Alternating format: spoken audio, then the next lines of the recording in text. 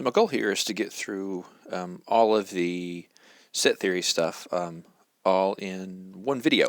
We're only covering the first two sections of it, so that shouldn't be too hard. A lot of the stuff that we're going to be looking at has been cut and pasted from the notes that are on D2L, so you can take a look at those and follow along while you're watching that if you want. While you're watching this, if you want to keep track of what I'm doing. Remember to take notes as you go. Work out the examples with me, because that'll help you when we do the group work in class. So we'll start out with what is a set. Now, a set right here is just an unordered, that's important, the order doesn't matter that we write these things down in, an unordered collection of objects called elements or members of the set. And we use this notation right here to indicate that A is a member, little a is a member of the set capital A. And then we'll use that same notation, that weird E-looking thing with a slash through it, to mean that little a is not a member of the set capital A. So a couple quick examples. Just a really basic one to kind of motivate the idea. We're going to let D, standing for days, be the set that contains the elements Monday, Tuesday, Wednesday, Thursday, Friday, Saturday, and Sunday. Obviously, D is just the set days of the week. Now, one thing I want to point out is that when we are talking about a set, we use this notation right here called curly braces. Don't use parentheses, don't use brackets. Make sure when you're talking about a set, you use curly braces to open it and curly braces to close it. Another set, the positive even integers that are less than 10. So we'll let E be curly braces again, the set 2, 4, 6, and 8, and then curly braces again to close it. Last example, the positive multiples of 3 that are less than 100. So T is equal to curly braces 3, 6, 9, 12, and now because I don't want to write out, and the authors of the book didn't want to write out all of the numbers that are positive multiples of 3 less than 100, we use this ... notation. Now you only want to use that when it's really clear what the pattern is. So the pattern is explicit here, 3, 6, 9, 12. So the next one would be 15, 18, 21, and it keeps going like that until we get to 99, because that's the last number that is a positive multiple of 3, it's less than 100. And here we'll get even more fancy. T is equal to, so we have curly braces, and this is what's called set builder notation. X is going to be an element of Z plus, and this is on one of the slides in just a few minutes, but let me just go ahead and tell you what Z plus is, so this will make a little bit more sense. First of all, if I just write Z, this is equal to all the numbers like this, 0, 1, 2, and so on. So all the positive whole numbers, 0, but it also includes -1, -2, and so on. So this set is called the integers. And I'm going to use this weird Z double bar notation freely from now on. So whenever you see this, that means the integers. And then if I do Z with a plus sign, that's going to mean, well, it's all of the integers that are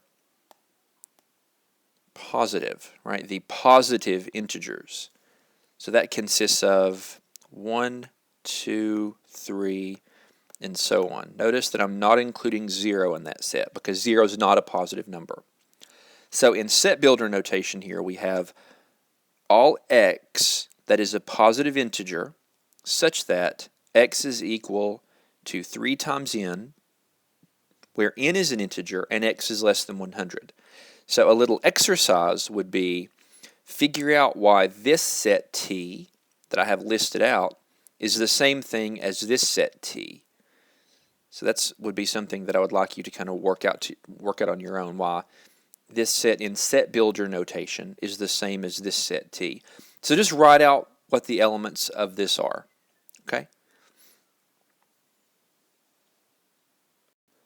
Okay, now we have some important examples. The first one, and these all use that weird double bar notation right here. like this. And I think what I'll do is I'll go through it, is I'll write down beside of them the way that we write them in script, but this is how they're usually rendered in font, the way the font usually shows them. So the first one is the natural numbers, and that is just the set that consists of 0, 1, 2, 3, etc., etc. And the way that we write that is this double bar with an N. I think, let me go back and rewrite that with a little bit narrower line. So that's the natural numbers. Then we have the integers that I already showed you, and that is written like this. The positive integers you've just seen, and now we have the rational numbers. So the way we usually write that one is with a Q. That looks terrible. Is with a Q, and we put a line right there to indicate the rational numbers. And then we have the set of real numbers, and that's usually written kind of like the natural numbers, but with an R. And then over here we have what's called the complex numbers, and that's written with a C and then a line through it like that. Just like, more like this. Okay, now let me go back and talk about what these are and why they matter to us. So we start out with this most naive kind of set, numbers that you would actually use to count. And those are the natural numbers. And with the natural numbers, you can add, you can multiply, but you can't subtract natural numbers and always get a natural number. 2 minus 3, for example, is a -1, which is not a natural number. So we need a bigger set. And if we put all the negatives in there, then here we get the integers. So now we can add, we can multiply, we can subtract any two integers and still get an integer. So we have the integers and the positive integers living inside of them. But the problem with just the integers, we actually can't do everything that we would like to do. We can add, we can multiply, we can subtract, but we can't always divide two integers and get an integer. For example, 1 divided by 2 is 1/2, and 1/2 is not an integer. So we need more numbers, we need a bigger set.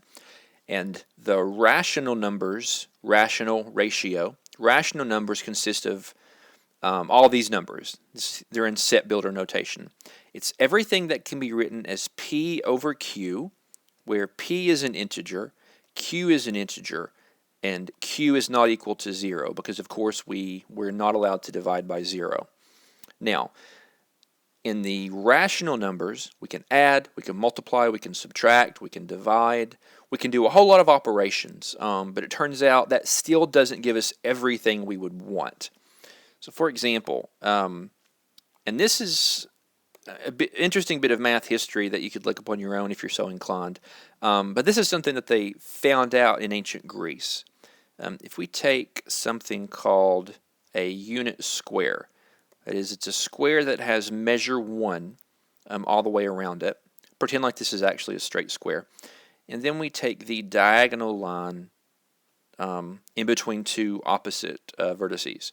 So the question arises, what's the measure of x?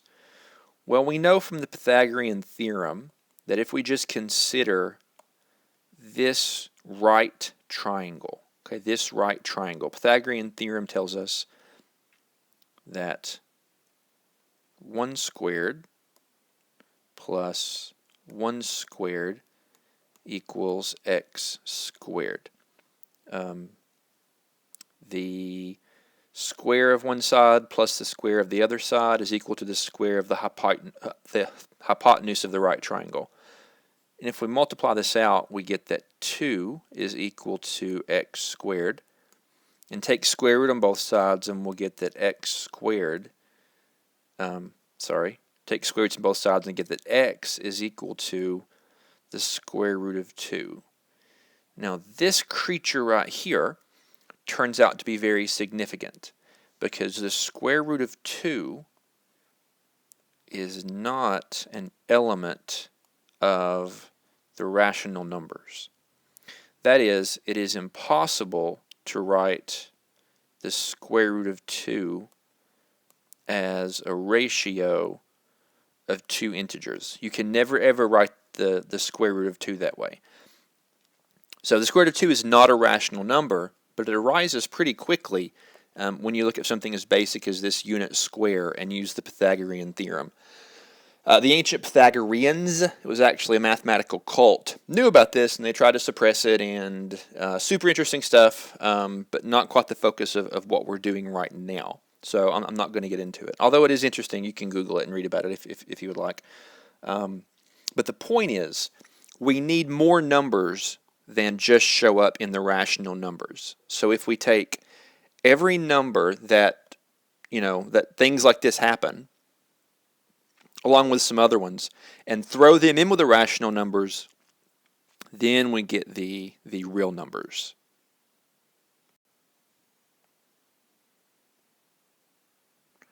So let me move this over here to the side. So some more examples of numbers that are real numbers but not rational. So real, not rational.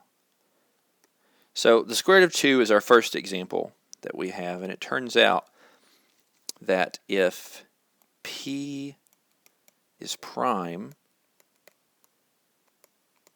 that the square root of p is not a rational number. Another one, my favorite number in the whole world, pi. Pi is a real number, but it's not a rational number. Another one is e, that transcendental number that you learned about in college algebra, that exponential number. And there's infinitely many more examples that we can look at. All right. Okay, moving on. We don't just have to stop with the real numbers. We also can go on to what's called the complex numbers. Now, some people call these imaginary numbers, and that's not quite right. A complex number is a number that can be written as a plus I times b. And this I times b, these are the imaginary numbers. A is a real number, b is a real number, and I is that number that's the square root of -1. Now, they form the complex numbers. Now, that name imaginary is a little bit of a misnomer. People think that these numbers aren't real, they're imaginary, and that we never use them, but that's not true. Engineers use them, computer scientists use them. They actually have real-world practical uses, even though they have that unfortunate term, complex. We're not going to do anything with them in this class, but I just want you to be aware of them. And then we have these last set of examples. This one is what's called the empty set. And this is literally what it says. It is the empty set. It is the set that doesn't contain any members whatsoever. The notation we use for it is the circle with a slash through it. So that means the empty set, the set without any members. And then these last two examples are intervals, and I want to talk about them in a little bit more detail to remind you what they're talking about. So let's look at the closed interval first. So we're going to look at the closed interval. I'm going to pick out some numbers so I can draw a picture on the number line. So let's think about the closed interval from 0 to 1. So remember what this means. We have the real number line right here. And we'll say this is 0 and this is 1. The closed interval is all of the numbers that are in between 0 and 1, including 0 and 1. So I'm going to use a different color to indicate what we're talking about. I'll use this kind of neon pukey looking green one. So when I have brackets, it means that number actually is included. So 0 is included in the set that I'm talking about. You may have seen this drawn with closed circles instead of brackets. Either one of them are fine. I don't care which one you use. But as you go on and take more math classes, you'll start using the brackets rather than the closed circles. So the closed interval is exactly what it says right here. It's every real number that satisfies this property. The real number I'm thinking about is greater than or equal to A and less than or equal to B. So I have this bracket right here to indicate it includes 0, it includes everything up to 1, and it includes 1. That's a closed interval. And then the open interval, 0 to 1, would look like this. I'm not going to be consistent. I'll just draw 1 and 0 right here. So for the open interval, You may have seen this with open circles there to indicate 0 is not included and 1's not included, and that's fine. But again, as you learn more math, you'll stop seeing that, and you'll start seeing parentheses instead. So the open interval right here is parentheses AB. It's every real number such that x is bigger than a and x is less than b. So it's exactly what we have drawn right here. I have a parenthesis to indicate 0 is not included, parenthesis to indicate 1 is not included, but it's all those numbers in between 0 and 1. That's the open interval. And then one more that's not on that list. We can have what are called half-open intervals. So I can have the half-open interval from 0 to 1, which would look like this.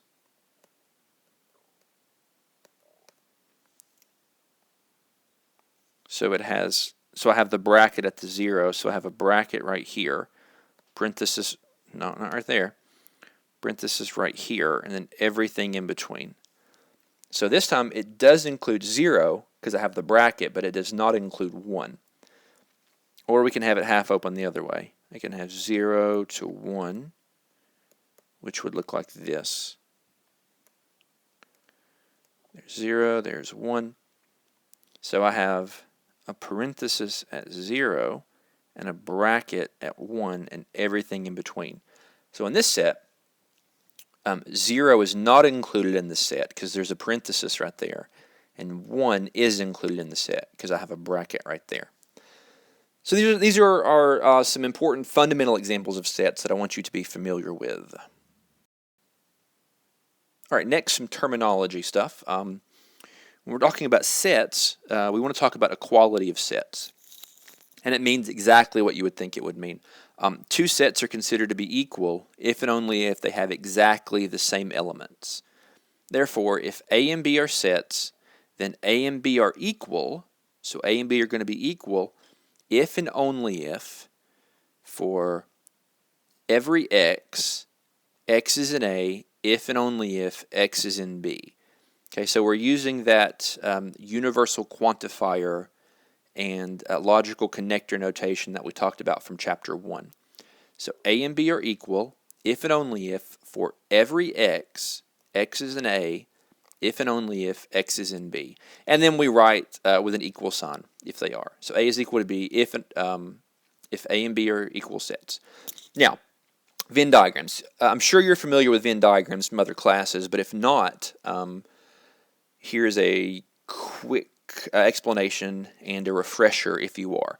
One thing that I'm going to insist on is I want you to always draw your universal set, because sets don't live in a vacuum. We usually want to consider sets as being part of a universal set, which is the universe of everything under consideration. And when it comes to Venn diagrams, that's what this rectangle is on the outside. So always draw your rectangle to indicate your universal set. This will become important in just a few minutes when we talk about complements.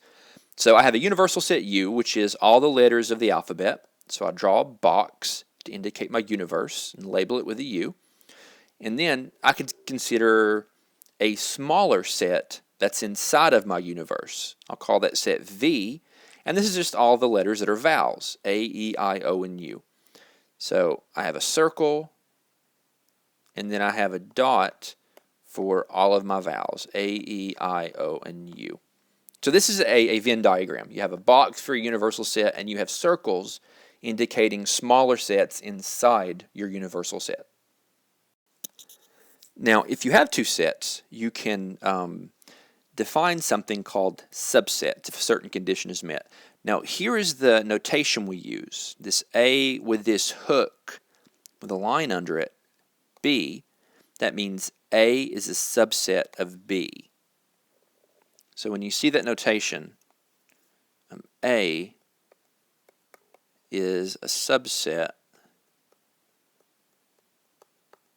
of B.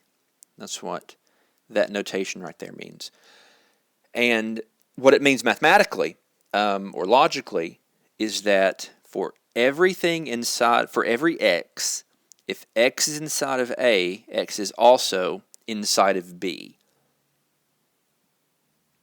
But that means if you want to show A is not a subset of B, you have to find one thing inside of A that is not inside of B.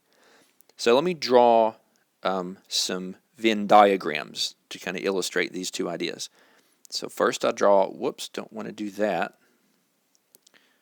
First I draw my universe.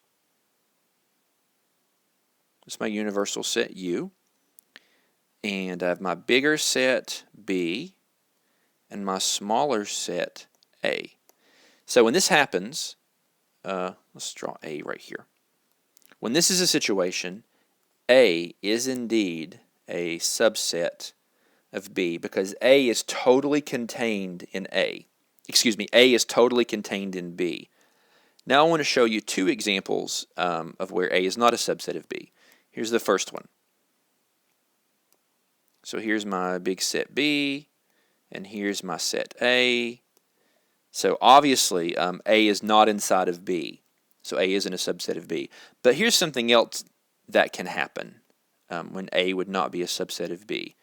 Here's my set B, and here's my set A. Okay. Now, some elements of A are inside of B. I have this right here. These things are what are common to both A and B. So some of the elements of A are inside of B, but not all of them. And since not all of them are, that means that in both of these cases, A is not a subset of B. Now this simple-looking theorem actually turns out to be pretty important in a lot of different ways that we'll get into.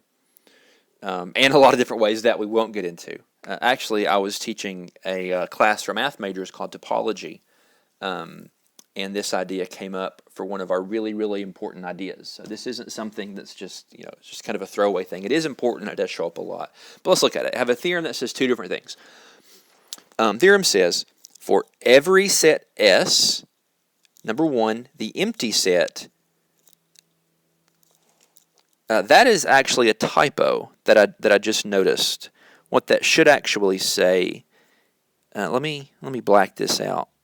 What that should say is, for every set S, the empty set is a subset of S, not an element. I apologize for that. I just now noticed that. So that's also wrong on the notes. So I'll have to make that correction to the D2L notes. At any rate, for every set S, the empty set is a subset of S, and S is a subset of itself. Well, let's check the definition and see if that's true. So recall the definition. A is a subset of B if for every X in A,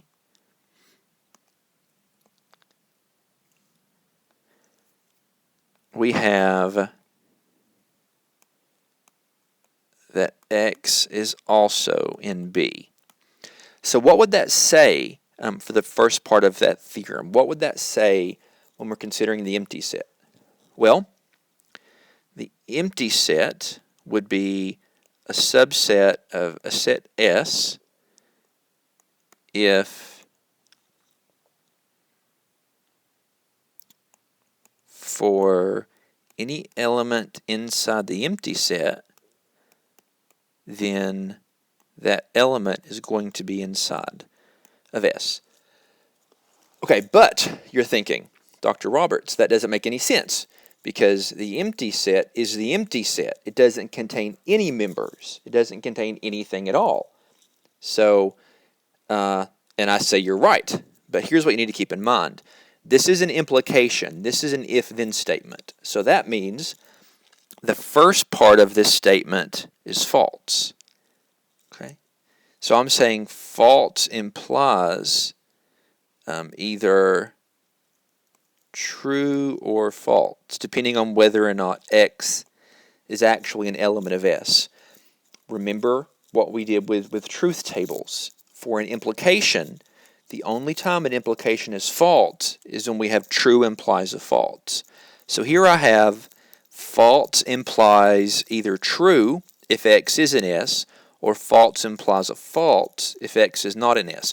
But it doesn't matter. It doesn't matter which one of those actually is the case.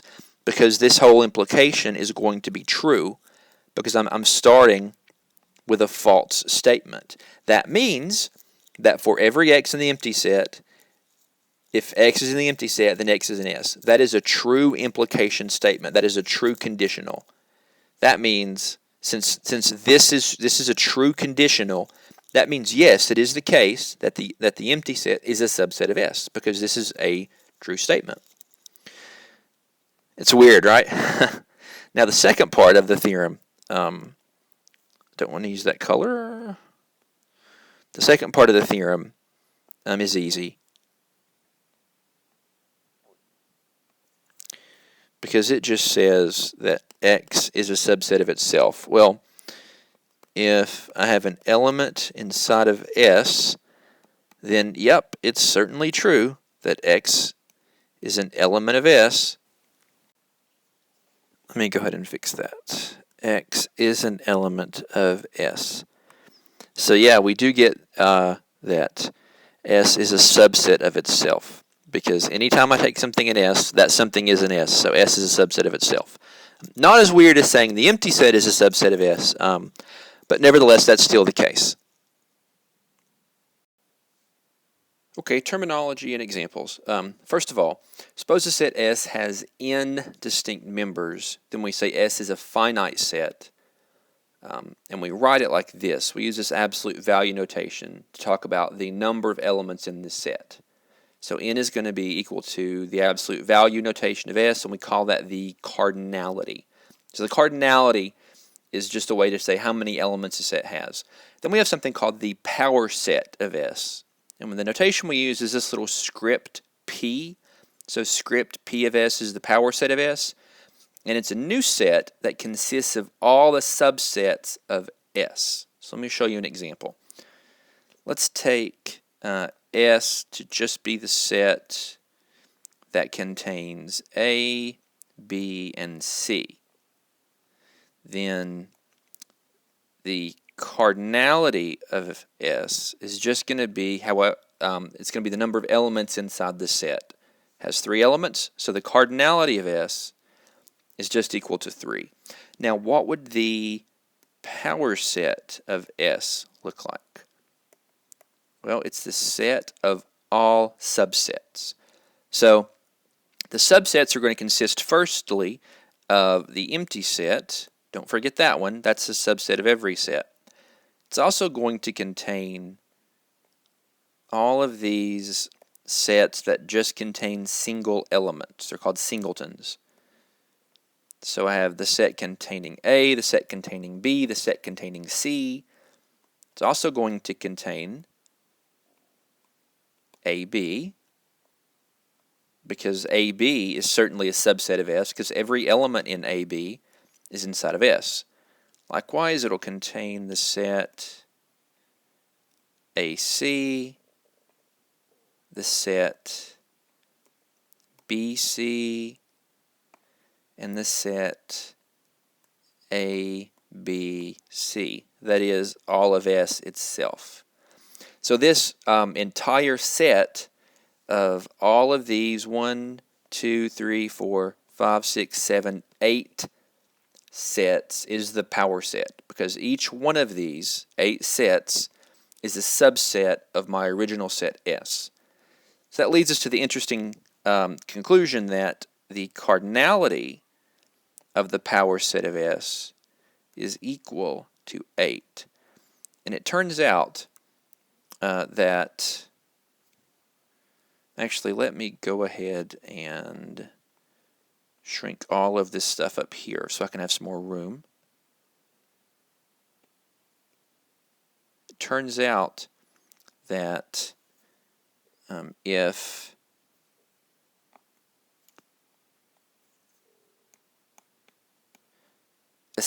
a finite set S has cardinality n, then the cardinality of the power set of S is equal to 2 to the n. So the cardinality of the power set will always be 2 to the power of the cardinality of the set. And when we get to the section, the chapter on mathematical induction, we'll get an idea of why that has to always be true. All right, what can we do with sets, set operations? So the first one is we can take the union of two different sets. So in Venn diagram terms, so I have my universe, I have a set A and a set B, and the union is what you get when you stick both of those sets together. So it says that this little U stands for union, that A union B is the shaded area.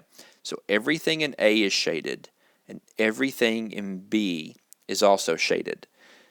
So the union of A and B, in set builder notation, A union B is equal to all X such that X is in A or X is in B.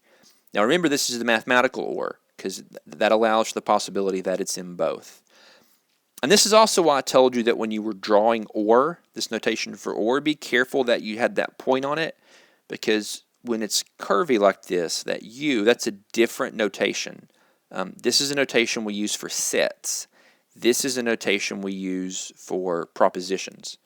So the union is what you get when you stick two sets together. So quick and easy example.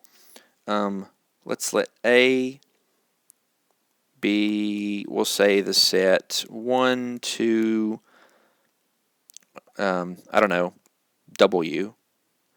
And we'll let B be the set 0, pi, Z. So then to write the union, A union B, go back to the definition, always go back to the definition. The union of two sets is going to be every element that is inside of A or it's inside of B. So I just list all those things out. So A union B is going to consist of 1, 2, W, 0, pi, and Z. So that is the union of those two sets. Now you can go back and you can order this however you want. Remember, order doesn't matter with sets, but that's what the union is. So here's two examples using intervals on the real number line of how we can union these two things together. So let's look at number 1. So here I've drawn the intervals, or at least real number lines, where I'm going to draw the intervals in question. So I'm going to see what happens if I union, for number 1, the open interval from 1 to 3, and I'm going to union that with a closed interval from 2 to 5. Well, what do we get? Let's see what these look like. I'm going to use this ugly green color again. So I have the open interval from 1 to 3, everything in between. Remember, it's all numbers in between 1 and 3, not including the endpoints.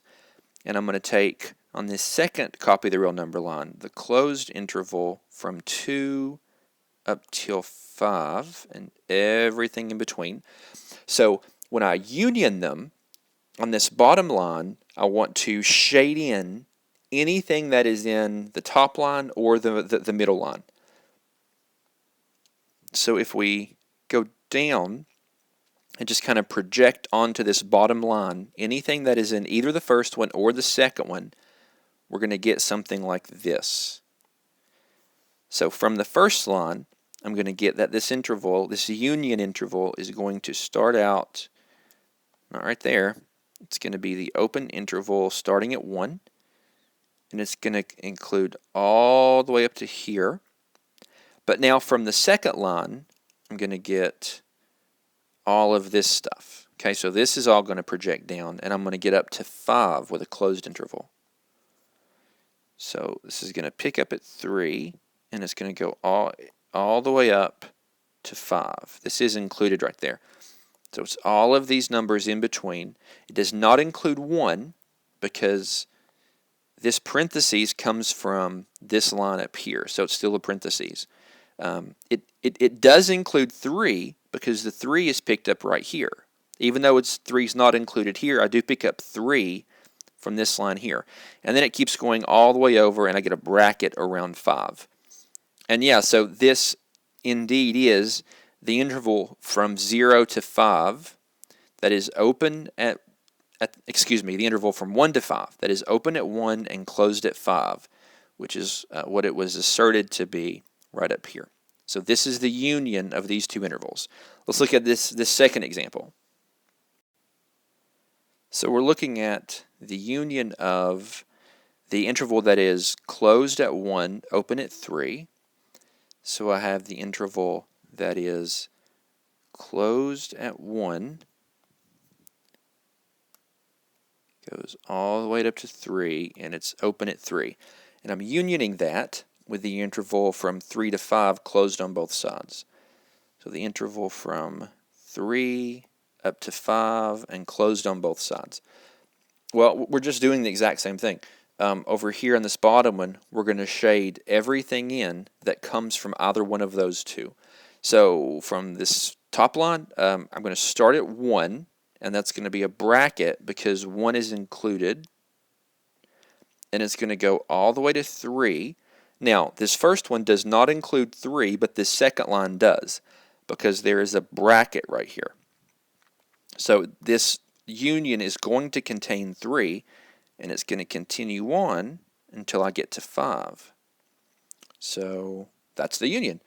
The union of 1, 3, closed at 1, open at 3, with closed 3 to 5 is just the closed interval from 1 to 5.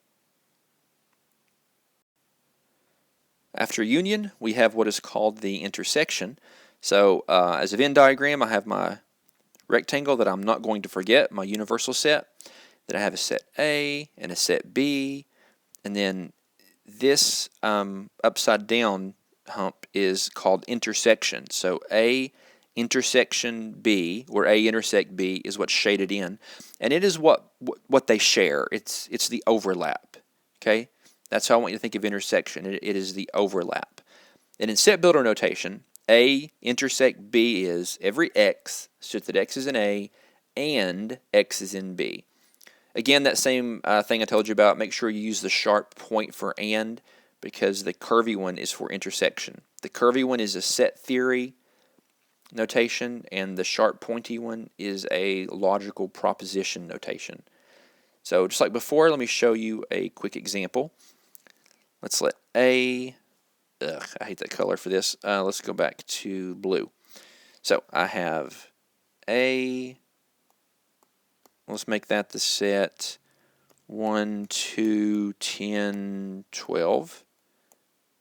And we'll let B be the set 0, 2, 10, 20. So that means A intersect B is going to be everything that they have in common. Now, the only elements that are in both A and B, 1 is in A, it's not in B, so it's not in the intersection. 2 is in A, 2 is also in B. That means that 2 is in the intersection. 10 is in A, 10 is in B, so 10 is in the intersection. 12 is in A, 12 is not in B, so it's not in the intersection. Now let's look over at B. 0 is in B, 0 is not in A, so it's not in the intersection. We've already done 2, we've already done 10. 20 is in B, 20 is not in A, so it's not in the intersection. And so that's everybody. This is the entire intersection. It's just the elements 2 and 10. So let's do some examples with intervals like we did just a second ago. So starting with number 3, we have the open interval 1 to 3 intersected with the closed interval from 2 to 5.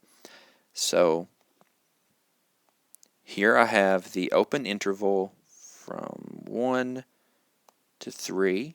So there's all that. Then I have the closed interval from 2 to 5. So all of that. And now I want to draw the intersection on this bottom line. Now remember, intersection means it has to be inside of both of them. Okay, it has to be inside of both of them. So I'm looking at the places where these two intervals overlap. Now look, 2 is included down here, and then it starts going over. And up here, I have 2 that's included, and it starts going over. So 2 is in the intersection because it's in both of the shaded parts. And so that's where I start. I'm going to start at 2, and it's included. So I draw a bracket, and now I start going over, and I stop here at 3. Okay, stop at 3 because this one stops at 3. Now 3 is included here because this green line goes right over 3, but 3 is not included up here because I have a parenthesis. So that means down here in the line where I'm drawing the intersection, I'm going to have a parenthesis. So I just get that the intersection of this interval and this interval is this interval. That is, the intersection of open 1 to 3 with closed 2 to 5 is the interval, the half open interval, closed 2 to open 3, which is what's asserted right there. Okay, let's look at the next one. So first we have this half open interval, closed at 1 to 3. So let's draw that one in. So it starts at 1 with a bracket, goes up to 3. There's my line. And then I have, the next one is closed 3 to 5. So closed 3 goes up to 5. And I want to see what these two have in common. So look, they don't really have anything in common, right? This one goes from 1 to 3, this goes from 3 to 5. So the only possible number that could be in both of them would be 3. This is a bracket, so 3 is definitely included here. This is a parenthesis. 3 is not included here. So these guys don't have anything in common. So their intersection is the empty set. There is nothing in common to both of them. Now when that happens, when sets don't have any intersection at all, we say that they are disjoint. So this set, half open 1 to 3, and closed 3 to 5, these are disjoint sets. Remember, disjoint means they have no intersection whatsoever. All right, so we are in the home stretch now, almost done. Next, I want to define what's called the complement of a set. And the complement is just what's left over when you remove a certain set from your universal set. So here's the Venn diagram. My universal set, U, have my rectangle. Never forget that when you're drawing a Venn diagram. And then I have this set A inside my universe. And I have this thing called the complement of A. So the notation is A with a little line over it. So here in the Venn diagram, it says that A complement is shaded. So basically, I've shaded in everything except for A. So the complement, again, is what you have left over when you remove the set. In set builder notation, the complement is going to be every X in the universe as long as X is not inside of A. That's the complement. So here's an example. Let me take my universal set to be, let's be a little bit more sophisticated this time. Let's take the universal set to be the natural numbers. Okay, so that is the set that includes 0, 1, 2, and so on. And then I'll take A to be the set 0, the set that just has the single element 0. So if I do my universe, so then A complement is going to be everything in my universe except for 0. So I'm going to take my universal set up here, and I'm just going to remove 0 from it. That's going to give me 1, 2, 3, and all the other numbers. And notice that this is exactly equal to what we before called the positive integers. So the complement is just what's left over once you remove A from the set. Okay, so here's an example. I want to see what the complement is of this half-open interval 1 to 3, where it's a parenthesis at the 1 and a bracket at the 3. So here's how we do that. Here's my number line, and I've shaded in this set that I want to remove. 1 to 3 is what is shaded in. So if I want to do the complement of this, I'm going to draw another copy of the number line down here. And here's 1, 2, 3. So what am I going to get if I remove this half-open interval? Well, over here at 1, I'm removing everything that's getting close to 1 on this right side. But notice I'm not removing 1 because this is a parenthesis, so that's not included in the set. So if I remove this set out, I'm not removing 1. 1 is still going to be included.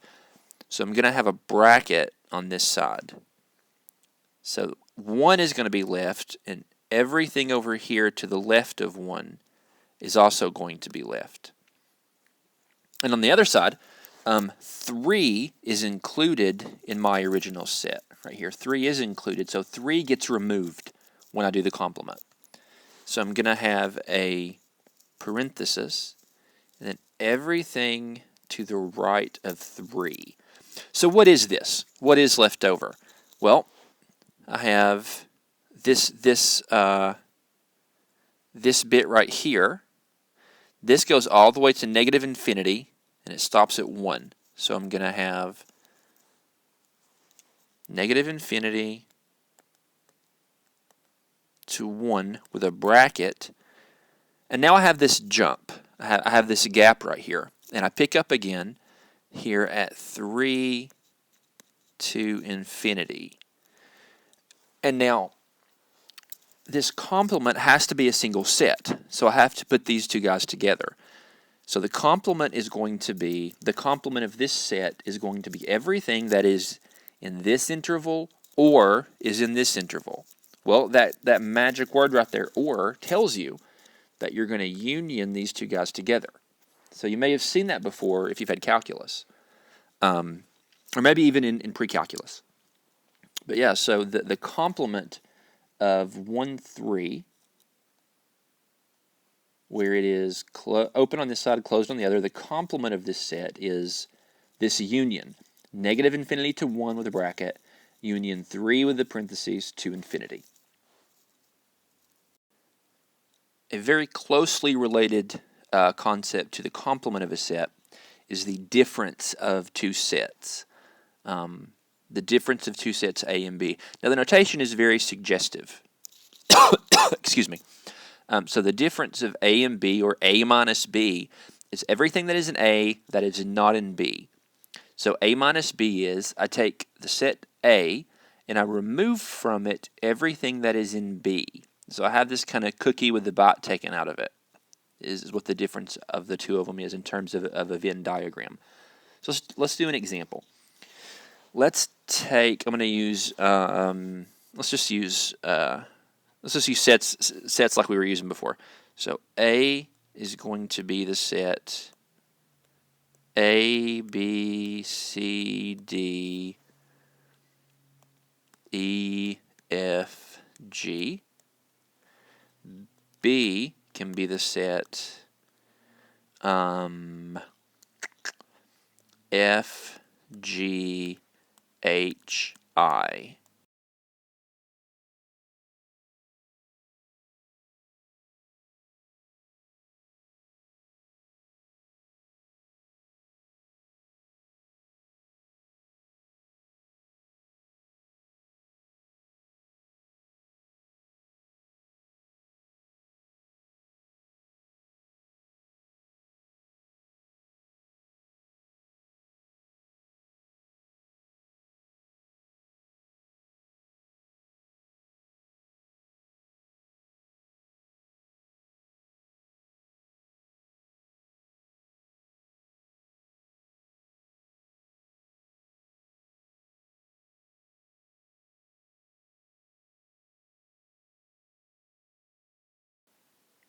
All right, last example of the lecture. Let's do an example of subtracting sets. So I'm going to start out with the open set from 1 to 3. So I have parentheses on both sides because it's open, and everything in between. And then I have the closed set from 2 to 5. Brackets on both sides because it's closed. And I want to do this set, 1 to 3, and I'm going to subtract out all of this.